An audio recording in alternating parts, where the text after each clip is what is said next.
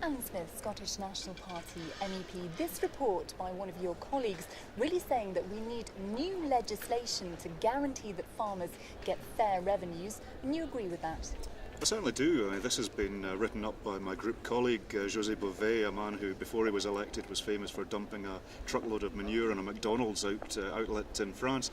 He doesn't mess about, and he's very much got the farmers' interests to heart. And what he wants to see is a really very concrete set of things that the Parliament needs to do, that the Union needs to do in order to make sure that we monitor prices, make sure that prices are fair, make sure that the supply chain is actually functioning. Because at the end of the day, if the farmers are making money, then that means that they're going to invest for the future in rural Scotland, rural Europe, and that's good for all of us. We've got to make sure that food security is something that we take seriously in this Parliament, and that's not to say that we're hostile to other objectives, but making sure that we've got enough food to feed ourselves is crucially important, and this report's a step towards that. And in terms of what this report calls for in terms of new legislation, what are some of the key points that you think deserve some merit?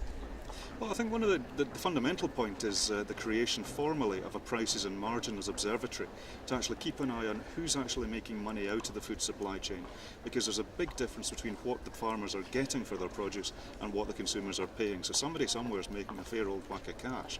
Now that's fine so long as everybody is getting a fair share, and what we want to see is the creation formally. We have a pilot project, but this would formally underline the existence of a prices and margins observatory for European farm prices. So that's very important. It also goes into competition law. There is a real problem about the power that certain actors have within the pricing market, so that's one thing that we want to see action on as well. So it is a comprehensive package of measures all of which taken together would actually make sure that farmers are getting a fair shake of the stick. Another idea in the report is of setting up some kind of independent body to monitor food speculation.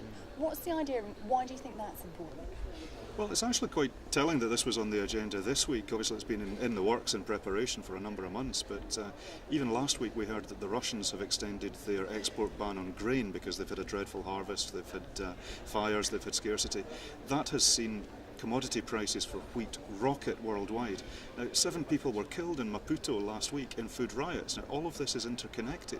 So we are seeing massive speculation, as we saw with hedge funds and the financial sector. We're seeing that happening in commodities as well. Now, commodities are so crucially important because this is the stuff we eat. This is how we feed the world's growing population. We already have climate change affecting how food is produced. We already have global instability about how we transport food around the world.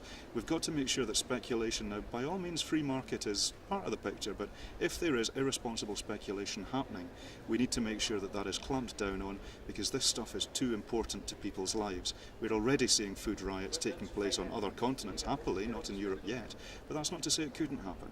So we need to have a proper look into whether or not speculation needs to be clamped down on. I think it does, but this would actually have a proper look into that and see if we need to take action. One of the things that has caused some controversy, and certainly the British Conservatives have seized upon, is the idea of stopping resale at a loss, the kind of loss leader, if you like. What's your view on that? I think we need to look at the proof of the pudding, and we are seeing irresponsible loss leaders, and it's always the farmer that's hit to actually make it. Now we have seen, particularly with the basic commodities, the milk, the eggs, the bread, that the supermarkets will use that to bring people through their doors. Now, okay, that's fine, but because the supermarkets have got such power, we have seen in some cases very irresponsible use of we're going to be discounting your product this week and you're going to be paying for it. So we're seeing a very different approach in terms of who's actually paying for the benefits that are accruing to the supermarkets. So this is one thing that we want to see clamped down on. Surely it makes no sense that if it costs a farmer £1 to produce a litre of milk, then that should be the price that's actually being paid by the consumer. So to actually cut that back, if it's in the long-term detriment of the food production sector, that's something that needs to be stopped. Some people are saying that we don't need new EU legislation, that there's enough in place and that it's for the market to decide what happens. What would you say to that argument? Well, I'm philosophically in favour of the free market. I think that markets are the best way of working out what should be recompense in order to actually produce a product. But we saw that exact argument with the banks and the financial sector a few years back, and look how that worked out.